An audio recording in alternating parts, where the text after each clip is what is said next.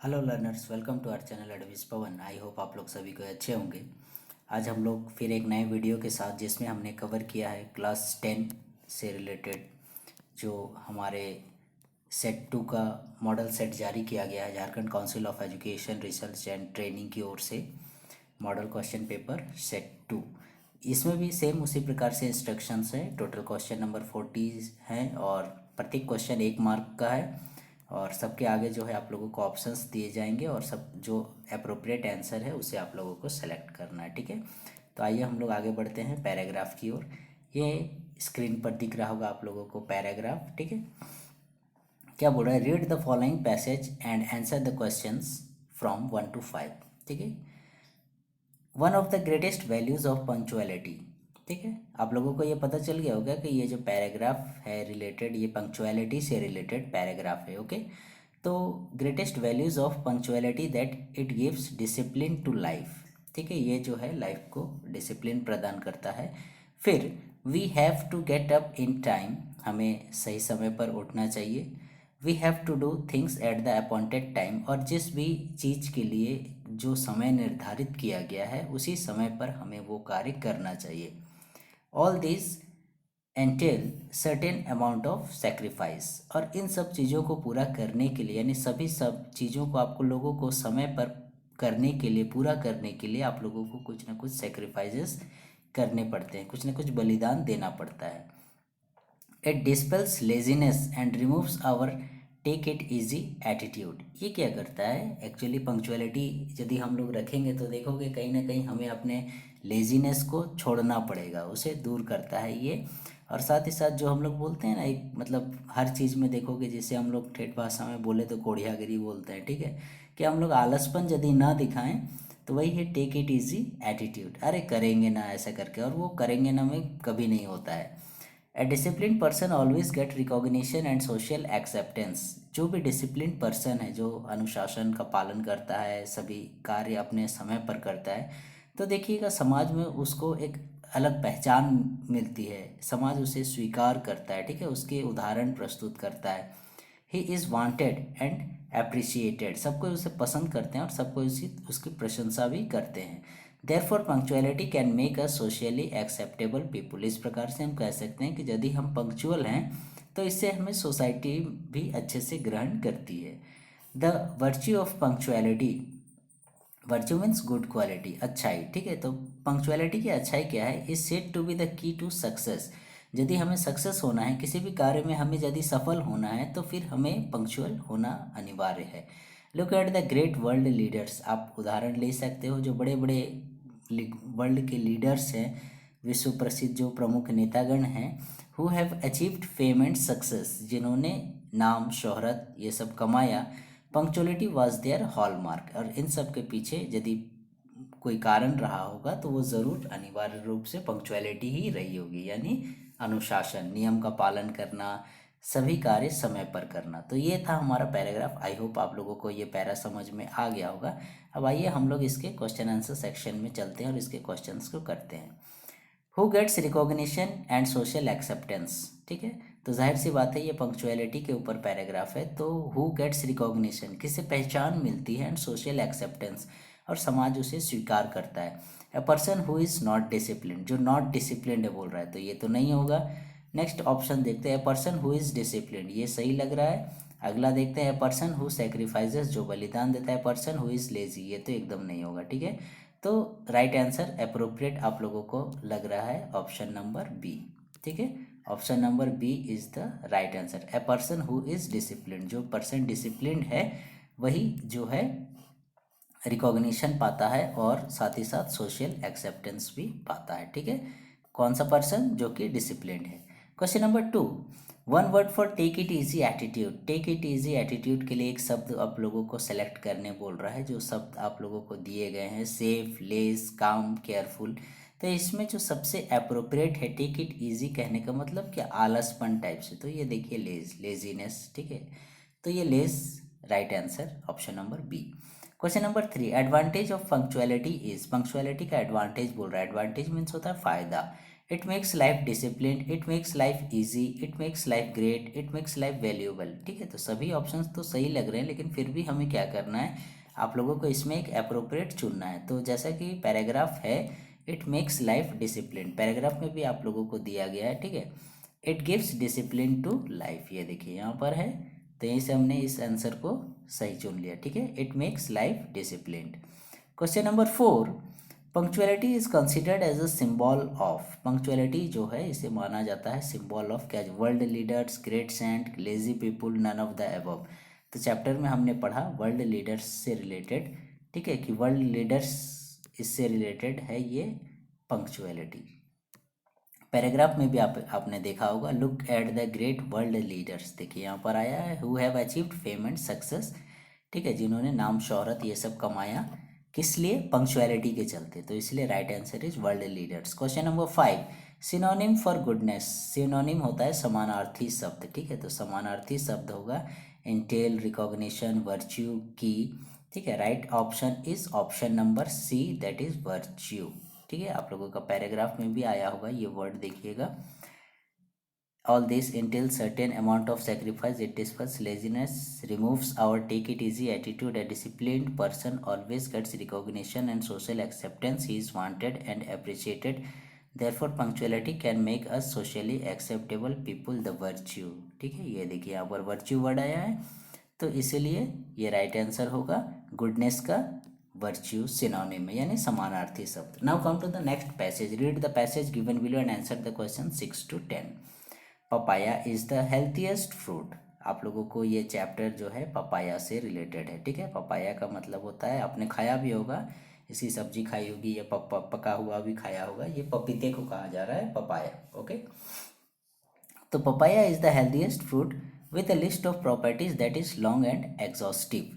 तो इसके इतने ज़्यादा गुण हैं, इतनी ज़्यादा प्रॉपर्टीज़ हैं, बहुत काफ़ी लंबी चौड़ी इसकी लिस्ट बन जाएगी, ऐसा बोल रहा है। ठीक है, फिर आगे क्या बोलता है, papaya favours digestion as well as cure skin irritation, papaya सबसे जो हमें हेल्प करता है वो है आप लोगों का डाइजेशन में, साथ ही साथ ये हमारे स्किन से रिलेटेड इरिटेशंस को भी समाधान करता है, एंड सनबर्न्स। ठीक है, और सनलाइट से जो होने वाले डिजीजेस होते हैं, जो सूर्य की अल्ट्रावायलेट रेज या ज़्यादा सूर्य की रोशनी पड़ जाए तो स्किन डिजीजेस वगैरह भी होते हैं, जला देता है उसे, सनबर्न्स, तो उसको भी ये क्योर करता है।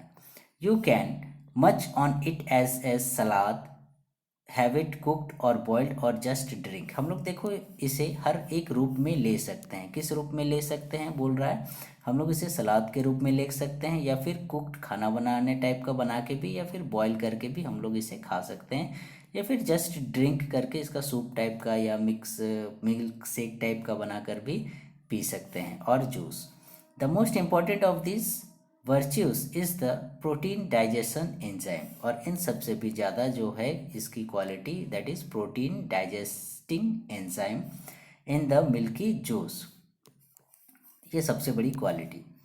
The enzyme is similar to pepsin, ये जो एंजाइम इसमें पाया जाता है वो पैप्सिन के समान ही है in its digestive action, and is said to be so powerful, और ये इसे बहुत ही ज़्यादा पावरफुल माना जाता है, that it can digest 200 times its own wait in protein, और यदि प्रोटीन को ये डाइजेस्ट कैसे करता है, अपने से 200 गुना ज़्यादा। ठीक है, पपाया पैपिन इन रॉ पपाया, ये देखो उसमें पाया जाने वाला तत्व। ठीक है, जैसे पैप्सिन हमने बोला था, उसी तरह से पपाया में क्या पाया जाता है, पैपिन।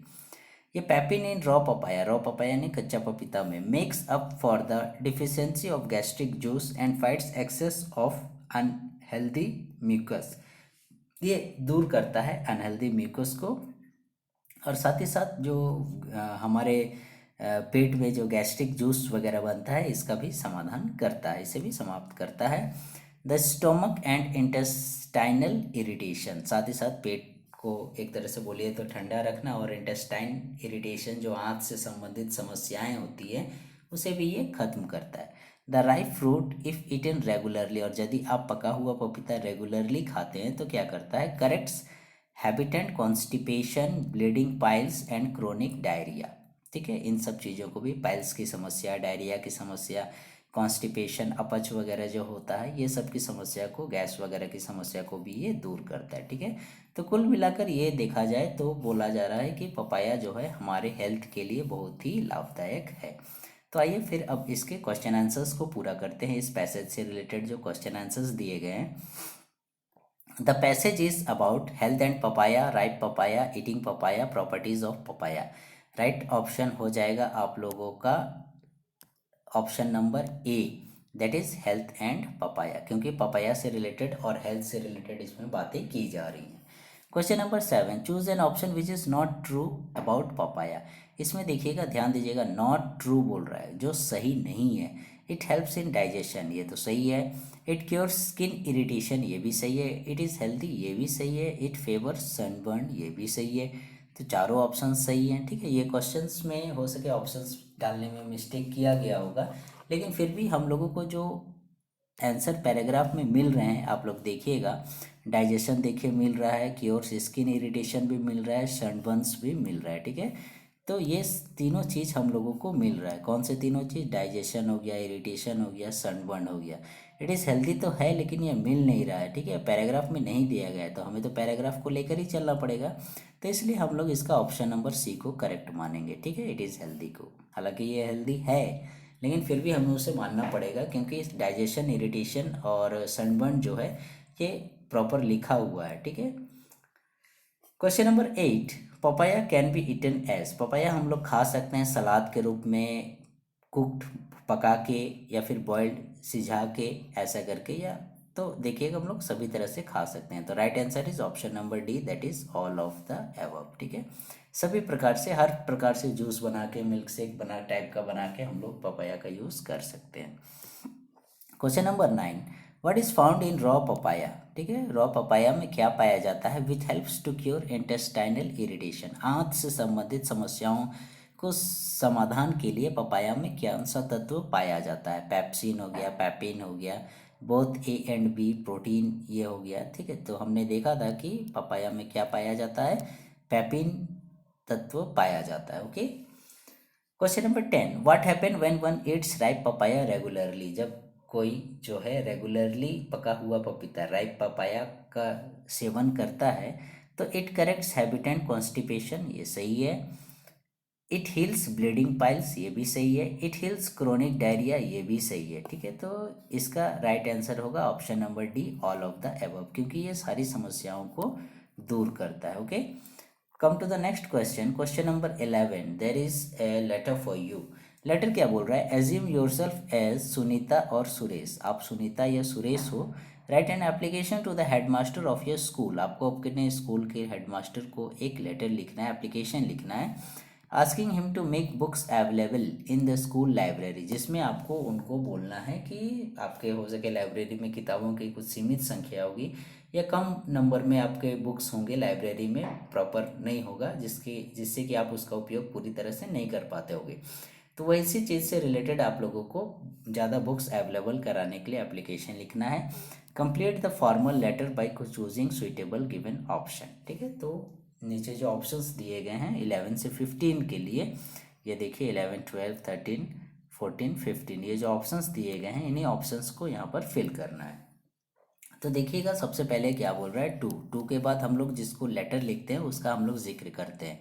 तो यहाँ पर हेडमास्टर को लिखने बोल रहा है, तो इसलिए हम लोग 11 नंबर में हेडमास्टर को लिखेंगे।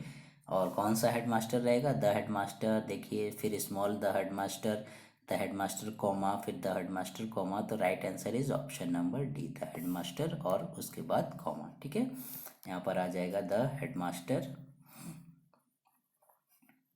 उसके बाद कॉमा। उसके बाद क्वेश्चन नंबर 12 क्या बोल रहा है? We sir we have a library period of 45 minutes. आप बोल रहे हो कि सर हम लोगों का 45 मिनट्स का लाइब्रेरी पीरियड होता है, कब होता है? एवरी सैटरडे को। वी कैन नॉट मेक, ठीक है, हम लोग क्या कर सकते हैं? We can not make, option 12 देखते हैं, option A, best use of this period. हम लोग इस पीरियड का बेस्ट यूज़ नहीं कर पा रहे हैं। ठीक है, ये सब नहीं होगा, उतना अप्रोप्रिएट नहीं है। Option number A is correct. ठीक है, best use of this period. We can not make best use of this period, it is because, ठीक है, क्यों कर नहीं कर पा रहे हैं, it is because many books are not available in the, हम लोग ऐसा नहीं कर पा रहे हैं क्योंकि बहुत सारी किताबें जो हैं अवेलेबल नहीं है। कहाँ नहीं है? Classroom, school hall. Right answer is option number D, school library. Option number D यानी स्कूल लाइब्रेरी में बहुत सी किताबें नहीं हैं। 13 में क्या हो जाएगा? School library. On the behalf of my class, मेरी क्लास की ओर से आप बोल रहे हैं, I request you to add some more books, मैं आपसे रिक्वेस्ट कर रहा हूँ कि कुछ और किताबें जो है लाइब्रेरी में मंगाई जाएं। To the library, we shall be dash to you, ठीक है, वी शैल बी, तो 14 में देखिएगा, we shall be thankful. Okay, option D is correct answer. Thanking, thank you, thanks, thankful is most appropriate, ये ज़्यादा अप्रोप्रिएट लग रहा है, उचित लग रहा है, थैंकफुल, ठीक है, थैंकफुल टू यू। उसके बाद 15 नंबर में देखिए, ये सैल्यूटेशंस फिर आ गया, एंडिंग आ गया आप लोगों का, Sunita Suresh, class 10 B, roll number 6। तो इससे पहले हम लोग करते हैं योर्स ऑबिडेंटली। ओके, तो यहाँ देखिएगा ऑप्शन में आप लोगों का है yours obediently, option number B is the correct answer. Okay, अब क्वेश्चन नंबर 16 आ जाओ, ये हमारे ग्रामर सेक्शन से रिलेटेड है। 16 से 20 तक के questions. I dash this watch last year, यहाँ जो है आप लोगों को क्या भरना है? सुटेबल ऑप्शंस भरना है, buy, bought, buying, will buy, ठीक है। तो यहाँ देखिएगा, इस जो क्वेश्चन पूछा गया है इसमें लास्ट ईयर जिक्र किया गया, यानी पास्ट की बातें हो रही है। तो buy, bought, buying, will buy देखिएगा प्रेजेंट और फ्यूचर से रिलेटेड है। सिर्फ बाउट जो है वो हमारा पास्ट से रिलेटेड है। I bought this watch last year, ये घड़ी मैंने पिछले साल खरीदी, ठीक है। Question number 17, he dash for Ranchi yesterday, यहाँ पे देखिएगा पास्ट की बात हो रही है, येस्टरडे, तो left, leave, will live, living सभी प्रेजेंट और फ्यूचर में है, सिर्फ लेफ्ट को छोड़कर। तो ही लेफ्ट फॉर रांची येस्टरडे, ठीक है, क्योंकि बीते हुए समय की बात हो रही है, वो कल ही छोड़ दिया है। Question number 18, why are you dash noise, ठीक है, तो why are you making noise, ठीक है। Okay, right answer is option number C, making noise. Okay, this is the right answer, making. Why are you making noise, question number 18 का। Question number 19, the girls are dash a chorus, the girls are, right answer is singing, singing a chorus, sing, sang, sung नहीं होगा, right answer singing a chorus. Okay, question number 20, he always dash the truth, he always जो है right answer is speaks the truth, speaking, will speak और spoken नहीं होगा, he always speaks the truth, ठीक है, क्योंकि जब भी यूनिवर्सल ट्रूथ होता है या कोई भी जनरल हैबिट होती है तो हम लोग इसमें प्रेजेंट फॉर्म को ही सेलेक्ट करते हैं। Okay, he always speaks the truth. Question number 21, choose a sentence in passive voice for the given sentence, ठीक है, आप लोगों को इसमें क्या करना है? पैसिव सेलेक्ट करना है, ठीक है, active to passive. She helps me, this is the active form, she helps me, इसका हमें पैसिव बनाना है, पैसिव फॉर्म सेलेक्ट करना है। I am helped by her, she is helped by me, I can help by her, she was helped by me. तो देखिएगा इसका जो right answer है वो है option number A. Okay, I am helped by her, क्योंकि आप लोग देखिएगा जो एक्टिव टू पैसिव बनाया जाता है वो सब्जेक्ट ऑब्जेक्ट बन जाता है, ऑब्जेक्ट सब्जेक्ट बन जाता है, फिर वर्ब का थर्ड फॉर्म हम लोग यूज़ करते हैं और ऑक्सिलरीज वगैरह का यूज़ करते हैं। तो मी का यहाँ पर आई हो जाएगा, उसके बाद फिर अप्रोप्रिएट हम लोग एम लगाए, उसके बाद हेल्प जो मेरा वर्ब है वो हमारा V3 फॉर्म में क्या हो जाएगा? हेल्प्ड हो जाएगा, ठीक है, हेल्प्ड हो जाएगा। और शी का क्या चेंज हो गया? सी का हर हो गया, ठीक है। तो इसलिए right answer is option number A, I am helped by her. Okay, this is the right answer, I am helped by her. Next, choose a sentence in passive voice, ठीक है, इसमें भी हमें पैसिव फॉर्म को ही select करना है। You wrong the bell, ठीक है, right answer is the bell is rung by you, the bell was rung by you, the bell has rung by you, the bell had rung by you. तो right answer हो जाएगा इसमें मेरा option number, the bell was rung by you, option number B, ये मेरा right होगा, ठीक है। कैसे राइट होगा? यू रैंग द बेल, सबसे पहले हम इसे जो मेरा ऑब्जेक्ट है उसे सब्जेक्ट बनाएंगे, तो क्या हो जाएगा आपका? द बेल, ठीक है, द बेल हो गया। उसके बाद रैंग बोल रहा है, ठीक है, यानी पास्ट की बातें हो रही है तो वो V3 में कन्वर्ट हो जाएगा, और पास्ट की बात हो रही है तो वाज मेरा ज़्यादा अप्रोप्रिएट है, वाज, उसके बाद रंग आ गया, उसके बाद फिर यू का क्या हो गया? बाई हम लोग फिर लगाते हैं प्रीपोजिशन और उसके बाद you. The bell was rung by you. This is the right answer, option number B. Okay, come to the next question, question number 23।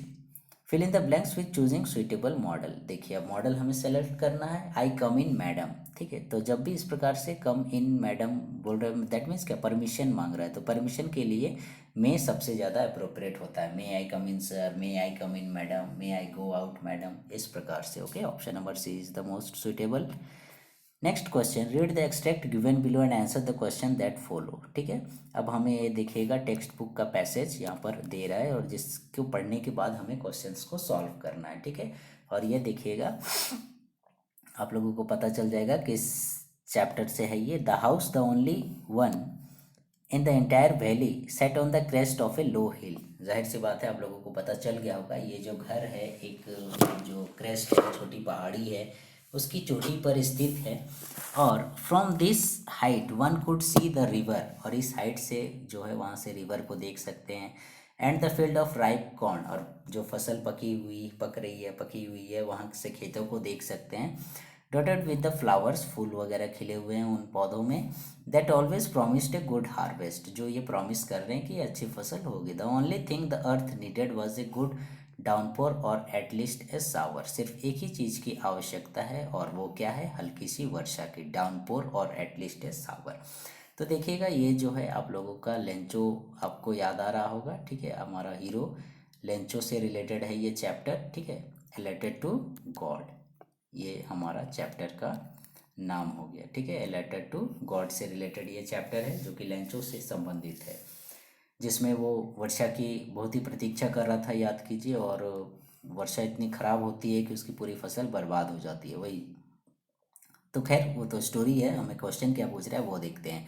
Where was the house situated, house जो है वो कहाँ पर स्थित था। ठीक है, तो कहाँ पर स्थित था, crest of a low hill. Crest माने होता है चोटी, तो यहाँ बोल रहा है on the middle of A valley, ये तो नहीं होगा। On the top of a low हिल, ये देखिए, ठीक है, एक छोटी पहाड़ी लो हिल का टॉप में था। तो राइट आंसर यहीं पर हमें मिल गया, ऑप्शन नंबर जो है हमारा B is the correct answer. Okay, दूसरे ऑप्शंस फिर भी देख लेते हैं। लो हिल, ठीक है, ये तो नहीं होगा लो हिल। फिर बिटवीन हिल्स, पहाड़ी के बीच में, ये भी नहीं होगा। ठीक है, तो हमें आंसर पहले ही मिल गया है बी में, छोटी पहाड़ी की चोटी में। Okay, question number 25, what can be seen from the house. House से क्या देख सकते थे, रिवर देख सकते थे, हमने पढ़ा। फील्ड ऑफ राइप कॉर्न, पकी हुई फसल के फील्ड देख सकते थे। तो right answer is option number C, both A and B is the right answer, option C. Question number 26 क्या बोल रहा है, what does the earth need for a good harvest. एक अच्छी फसल होने के लिए पृथ्वी को किस चीज़ की आवश्यकता थी, फ्लावर की, राइप कॉर्न की, शावर की। ये देखिए हमें मिल गया शावर, यानी वर्षा की फुहार की हमें आवश्यकता थी। फिर भी हम लोग ऑप्शन डी देख देते हैं, रिवर। ठीक है, तो रिवर ऑप्शन सही नहीं है। Question number 27, a word for heavy rain is. एक शब्द जो आप दीजिए बोल रहा है जो कि हैवी रेन से संबंधित है। तो देखिएगा, डाउनपोर, हार्वेस्ट फसल हो गया, क्रेस्ट चोटी हो गया, एंटायर संपूर्ण हो गया, तो ये तीनों तो नहीं होंगे। Right answer is option number A, downpour. Okay, downpour is the right answer. Choose the correct option for the given options from 28 to 32 में जो ऑप्शन दिए गए हैं, ये देखिएगा आप लोगों को टेक्स्ट बुक से रिलेटेड क्वेश्चन आंसर्स आ गए हैं। क्वेश्चन नंबर 28 क्या बोल रहा है, the lesson his first flight is about. Lesson जो है हिज फर्स्ट फ्लाइट, याद कीजिए वो यंग सीगुल वाला चैप्टर जो उड़ान भरने से डर रहा था, तो सोचता था कि उसके पंख जो है सपोर्ट नहीं करेंगे, उसी चैप्टर से रिलेटेड है। तो वो किससे संबंधित है, फार्मर से नहीं है, गर्ल से नहीं है, सीगुल, ये देखिए यंग सीगुल, ये right answer, option number C. Scientist से नहीं है। ठीक है, तो right answer is option number C, young seagull से रिलेटेड है। क्वेश्चन नंबर 28 का राइट आंसर सी। 29 क्या बोल रहा है, what was the topic of the essay written by Anne Frank. ठीक है, एन के द्वारा जो एसे का टॉपिक दिया गया था आपको, उसके टीचर पनिशमेंट के रूप में उसे दे, वो बहुत ज़्यादा क्लास में बात किया करते थे, तो उसको पनिशमेंट के रूप में एसे लिखने के लिए दिया गया था। ठीक है, तो उस एसे का टॉपिक क्या था, ठीक है, किस विषय पर। चैटर बॉक्स, किट्टी, तो उसका डायरी का नाम था, ये नहीं होगा। टॉकेटिव गर्ल, ये था, टॉकेटिव गर्ल थी लेकिन इस पर नहीं दिया गया था। नन ऑफ द अबव, ये नहीं होगा। राइट आंसर इज, जो टॉपिक था वो क्या था, चैटर बॉक्स। ठीक है, option number A is the correct answer, chatter box के ऊपर उसको दिया गया था। Question number 30, who is the author writer of the lesson a letter to God. A letter to God के लेखक कौन है? तो right answer is GL Fuentes, option number C. Lucio Rodrigues नहीं थे, लियाम ओफ्लार्टी नहीं थे, फ्रेडरिक फोर्सेथ भी नहीं थे, राइट आंसर जीएल फिंट्स। ठीक है, मैंने आपको पहले भी कहा था, कल क्लासरूम टीचिंग के दौरान में मैं बोलता हूँ कि आप लोग टेक्स्ट बुक के जो चैप्टर्स हैं और जो पोइट्रीज हैं उसके राइटर्स के नाम ज़रूर आप लोग याद कीजिएगा, क्योंकि उससे रिलेटेड 2 क्वेश्चंस रहते ही हैं। ओके, तो आगे भी आप लोग अपने फ्यूचर के लिए इसे ज़रूर तैयार कीजिएगा कि ऑथर के नाम आप लोग, राइटर के नाम ज़रूर याद कीजिएगा। Question number 31, Robert frost poem is. आपको रॉबर्ट फ्रोस्ट की पोएम का नाम बतलाना है जो कि आप लोगों के टेक्स्ट बुक में दिया गया है। ठीक है, 10 क्लास की टेक्स्ट बुक में डस्ट ऑफ स्नो ये दिया गया है, फायर एंड आइस ये भी दिया गया है, option number C both A and B. तो राइट आंसर क्या हो गया? ऑप्शन नंबर सी हो जाएगा। Okay, right answer option number C, both A and B. Question number 32, who hears the sound of patrolling cars at night.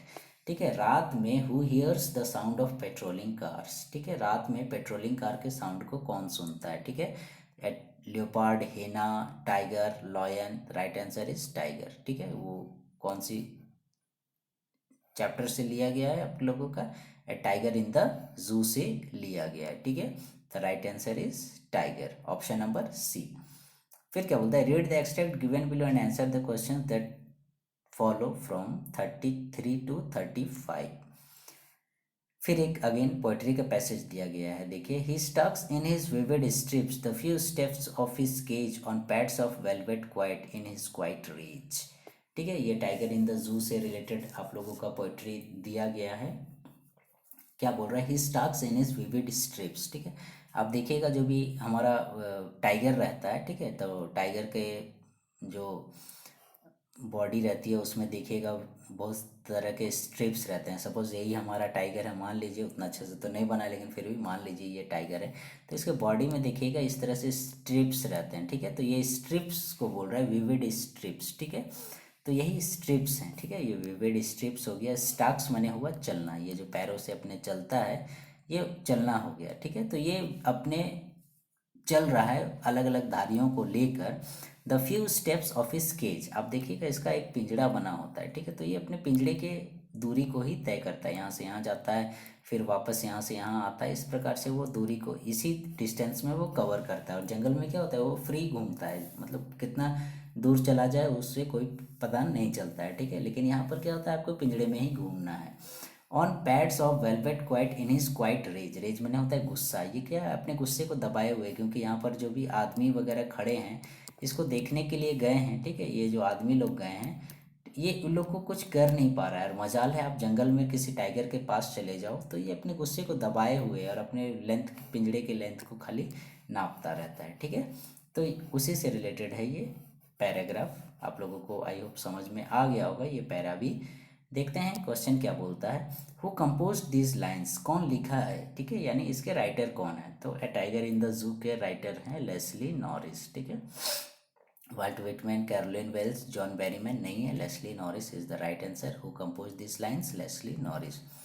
Question number 34, what does stalks mean here. Stalks का मतलब क्या होता है? Stalks में मतलब क्या? चलना। ठीक है, तो स्लीप्स नहीं होगा। नेक्स्ट ऑप्शन हंट्स, शिकार नहीं होगा। ईट्स, खाना नहीं होगा। Right answer option number D, यानी चलना। ठीक है, वो जो चलता है he stalks in his vivid rage, यानी चलता है, वॉक करता है। Okay, question number 35, he is used for home hair.